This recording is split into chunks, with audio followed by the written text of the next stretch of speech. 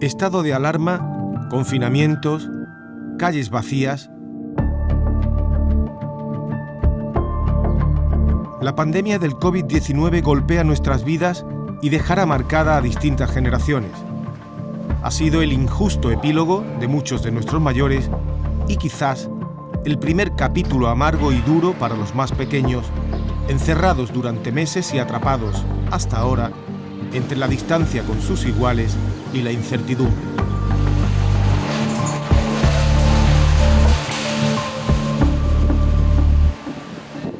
¿Cómo habéis vivido el confinamiento? Regular. Ha sido un poco agobiante porque ver la situación tan difícil que hemos pasado, pues es una cosa que realmente es tristeza, ¿no? Hay veces que pues te entraba ganas de ver la realidad porque tú estabas encerrada y nosotros que somos más pequeñas no vemos las circunstancias con las que estamos pasando, pero hay veces que tú te sentías como si estuvieras encerrada pero es que no había otra opción. Aún así hay días que tú decías, necesito salir aunque sea a dar un paseo, a ver aire, a ver calle, necesitaba... Pero, como he dicho antes, por suerte hay personas que yo, para mentalizarme, decía, hay personas que están en peores condiciones. Yo estuve en el campo y yo allí no tenía wifi ni nada, entonces un poquito mal, sí lo fue. Para los deberes sería complicado. Sí. ¿Hasta qué punto han afectado a los niños y niñas esta situación y las medidas que se han adoptado? UNICEF ha querido darles voz para elaborar un informe que ha contado con sus opiniones y la de los técnicos municipales que trabajan directamente con ellos y sus familias. Curioso el sentido también de la responsabilidad que ellos han tenido en la pandemia. Los pequeños, eso es lo que yo les he dicho a él. Pero yo no sé si por el tema de, al ser menores y están en este proceso de aprendizaje, es como que han tomado más conciencia de todo que nosotros. Mucho más que los adultos han tenido problemas hasta para comprender las normas básicas y los menores han dicho, no, esto no se toca, no nos podemos hablar, la distancia de seguridad, ellos lo sabían antes. Mascarilla, siempre por encima de la nariz, nunca por debajo. Exactamente. Es una sensación que yo creo que incluso los técnicos lo comentábamos también, es que todo se ha enfocado más como a un nivel adulto en vez de a nivel de niño, ese lenguaje que hemos utilizado, esas palabras o incluso esa comprensión que ellos no han llegado porque nosotros no hemos llegado. Yo creo que es como quedarte sin aire e intentar volver a respirar. Es verdad que hay veces que ha sido situaciones caóticas que pensabas que no ibas a poder, que aun tendiendo la mano no podías ayudar. Era como, ostras, ¿y qué puedo hacer o de qué manera? El estudio era muy necesario porque conocer el impacto que ha tenido lo que es la pandemia en lo que es los pequeños y los menores, pues es bastante importante. Principalmente porque los que trabajamos día a día con lo que es la infancia, pues nos damos cuenta pues eso de las carencias que han podido vivir los niños y las niñas y sobre todo que ese mismo miedo que vivía la sociedad adulta pues se incentivaba porque a los pequeños además se les sobreprotegía o protegía para que no sintieran para que no tuvieran el contagio. Con este informe lo que queríamos era dar voz a los técnicos y a las técnicas que son quienes han aplicado las medidas institucionales, ¿no? Y también sobre todo a los niños, para que nos contaran los niños y las niñas cómo se habían sentido, cómo habían visto esas medidas, cómo les había afectado la situación a ellos de la pandemia y qué es lo que más les preocupaba. Toda la información que han recibido ha sido por lo que escuchaban, por lo que leían, sobre todo en las redes sociales. Alguno ha dicho que algún profesor en los colegios les ha informado, pero en general que se han sentido desinformados y además que lo que escuchaban no estaba adaptado a su lenguaje. Yo al principio no lo entendía. Ni los niños pequeños yo creo que tampoco. Fue un poco difícil de entender.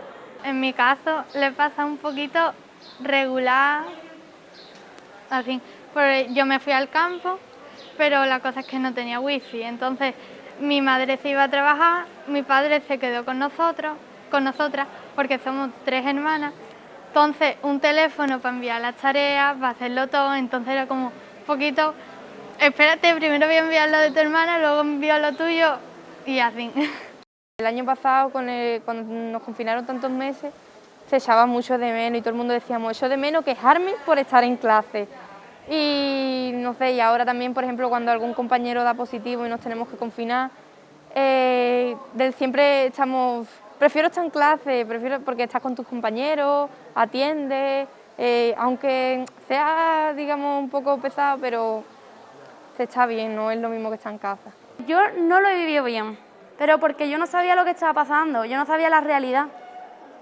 Entonces yo cuando salí a la calle y vi lo que realmente estaba pasando, para mí fue un golpe duro.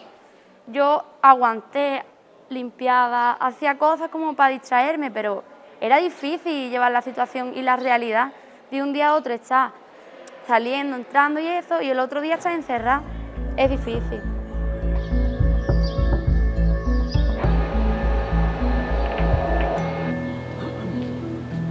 Estamos hablando de infancia, que infancia, preadolescencia, adolescente, todo eso es interacción, es relacionarte con tus iguales, pues desde el patio del colegio hasta en el parque o en la calle, quedar para jugar, incluso quedar para hacer un trabajo, ya todo es vía telemática, vía Zoom, entonces se está intentando poquito a poco retomar de nuevo esa presencialidad, ese inicio de esas clases que no sabíamos cómo se iban a dar, esas familias que tenían que mandar las tareas al profesorado, muchas familias lo pasaron mal. De hecho, en Vejer, por ejemplo, se ayudaron a muchas familias con el tema del router, con el tema de ordenadores. Todo el mundo no tiene los recursos digitales. En muchas ocasiones ocurre que se toman decisiones desde arriba, y eso es precisamente también lo que enseña UNICEF con lo que son los consejos municipales de infancia, que son los niños, los menores, los que tienen que tener la voz de la infancia, los que tienen que tomar la decisión de decidir lo que les viene bien a ellos y no, y luego ir trasladándolo hacia arriba, pero no al revés.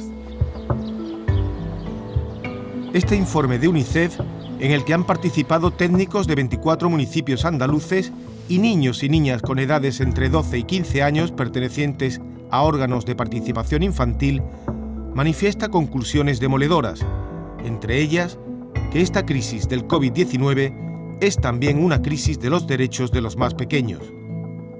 Mientras la pobreza y la desigualdad aumentan, la pandemia ha trastocado los servicios esenciales que garantizan su salud, su educación y su protección. Las familias más vulnerables han visto agravada esa vulnerabilidad, sobre todo por cuestiones económicas. Luego también los problemas de salud mental, ¿no? Todos los niños y los técnicos también nos han comentado, ¿no?, los problemas de ansiedad, de estrés, de miedo al contagio que han manifestado los niños y las niñas. Y por supuesto la brecha digital. Por ejemplo, las personas que no tienen mucho dinero, ¿pues qué hacen? Es que no podían hacer otra cosa.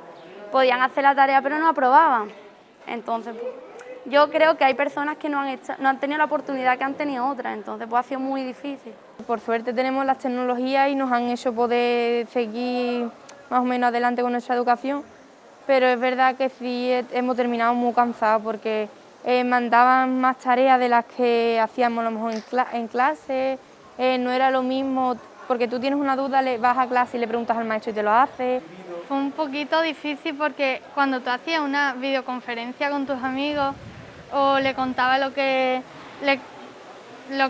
quisieras, ¿no?, lo que te había pasado, entonces era como verlo y tener ganas de darle un abrazo, porque de siempre verlo y luego darle un abrazo, entonces... Que una gran mayoría de los padres y las madres decían que habían notado un aumento del estrés y de la ansiedad de los niños, porque tenemos que recordar que los niños y las niñas fueron los últimos que salieron de casa, que salieron del confinamiento, ¿no? La salud mental es muy, muy importante y, como decía, debe haber especialistas, psiquiatras y psicólogos infantiles y que sean accesibles en la atención primaria.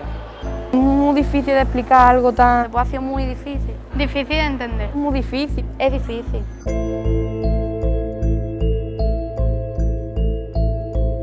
Difícil es una palabra que se repite una y otra vez, pese a la superación y a la capacidad de adaptación que los niños y niñas y muchos jóvenes han demostrado en esta etapa de sus vidas, y a las lecciones que pueden impartir a una parte de la sociedad.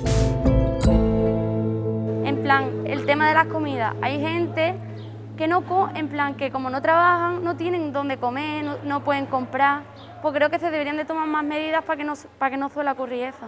La mayoría de gente no sabe realmente en la posición que estamos, se creen que es un virus, pero hay muchas muertes, y hay muchas personas que han perdido a sus familiares, y como hay personas que no le han tocado vivir esa situación, pues no lo saben, pero realmente a las que le pasan, pues es difícil.